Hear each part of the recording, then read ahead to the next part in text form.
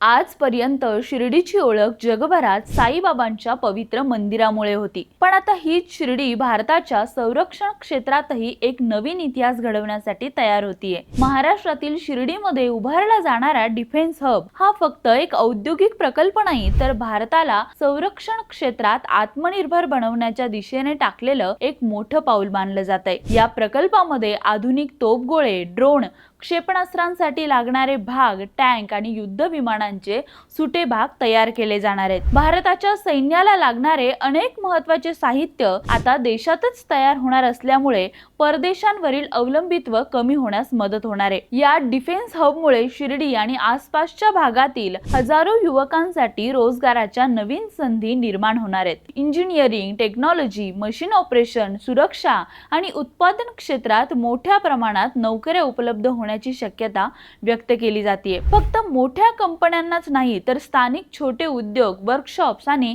MSME व्यावसायिकांनाही या प्रकल्पामुळे मोठी चालना मिळणार आहे।